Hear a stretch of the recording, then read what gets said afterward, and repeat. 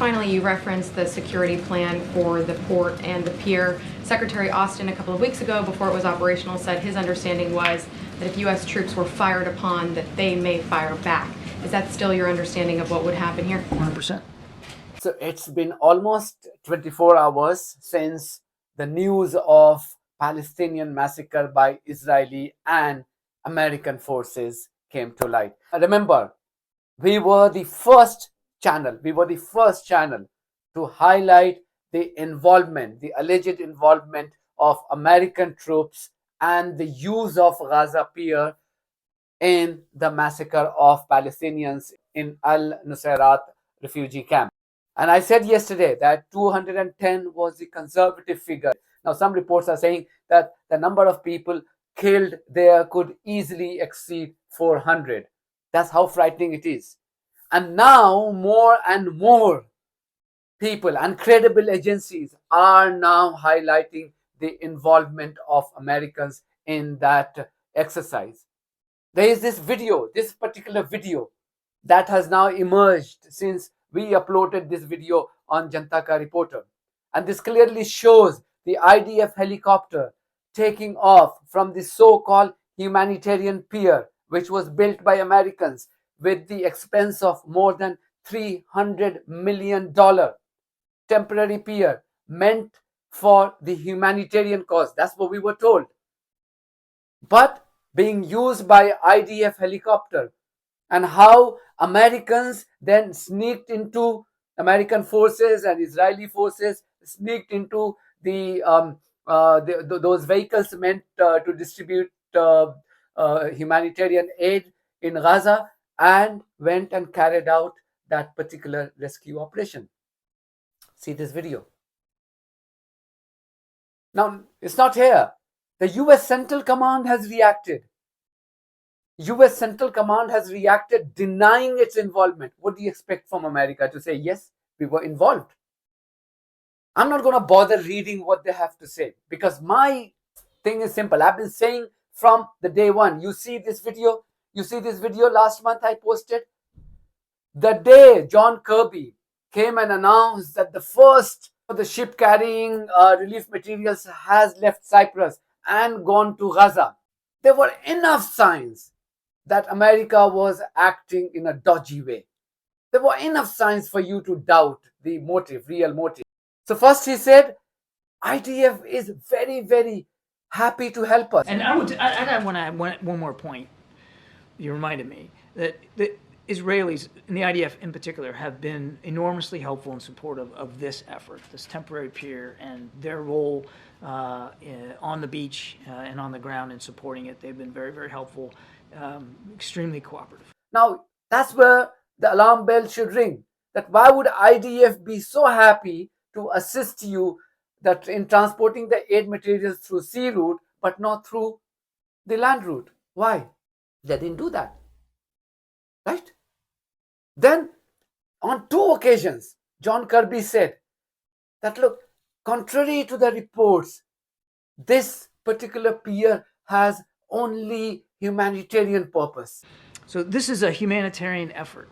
And contrary to what we've been seeing out there in the information space, particularly in the region, it is designed only for the delivery of humanitarian assistance. There's no other purpose for this than humanitarian assistance.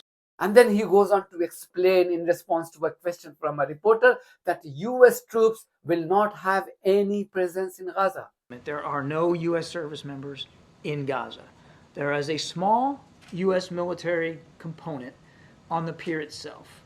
And they're there really to do sort of 2 things. One is to provide a modicum of security for it, but also to assist with the logistics. I mean, you're going to have ships pulling up to this pier, not the big cargo ships. They'll transport it to smaller ships off the coast of Gaza. Those smaller ships will bring the goods onto the pier, and you're going to need some logistical support to get it from the ships onto the trucks. So there's a small footprint of U.S. military on the pier, but they will not go into Gaza. And I had debunked that in my video. Then John Kirby was asked about potential US involvement. A reporter had asked that what if US forces present on Gaza pier are fired upon? Would US forces retaliate? John Kirby's firm answer was yes, they would. So America had told you last month that it will fire on Gazans. It had not ruled out the US forces' involvement. And that's exactly what the allegations are now, that US forces have been involved in a proper massacre in a refugee camp, killing more than 210 Palestinians with the help of Israelis. And just finally, you referenced the security plan for the port and the pier. Secretary Austin, a couple of weeks ago, before it was operational, said his understanding was that if U.S. troops were fired upon, that they may fire back. Is that still your understanding of what would happen here? 100%. See, it would happen absolutely simple. You don't have to kill 400 people to rescue 4 hostages. I think the safest way and the easiest way would have been to call for a ceasefire, release all those Palestinian hostages that you have held captive in your jails, return all those stolen lands that you have taken from the Palestinians, innocent Palestinians, and that's it. And give Palestinians the right to self-rule. Give them the sovereignty. Why is it a difficult thing? Unless your intention is bad. I mean, if I have stolen somebody's land and that has led to disaster to catastrophic proportion, the common sense would say that, look, it's not worth it. It's not worth it. I would return the stolen land. I would stop committing brutalities and live peacefully. Why is that a difficult proposition? The difficult proposition is that your intention is bad. You do not want to return the stolen land. You do not want to release those hostages, Palestinian hostages in thousands that you have held captive in your jails where you have been committing tortures routinely. And Americans, I think the basic premise should be that when America says something, you have to infer completely opposite meaning to that. So if America says that they are concerned about Palestinians, your starting premise should be that America is absolutely not concerned about Palestinians. When America says that they are building a pier to help Palestinians, you have to believe that America is building a pier to help Palestinians' enemy Israel. It's as simple as that, and that's exactly why I had concluded within hours of that famous press conference by John Kirby that something fishy is going to happen. And look, it took less than a month for everything to unravel. Less than a month. And what I said then, now more and more media agencies are now talking about it. So much so that US Central Command has had to issue a statement, a clarification. And I'm sure tomorrow, if there is a press conference held by US State Department or White House official, I'm sure this question will dominate the proceedings.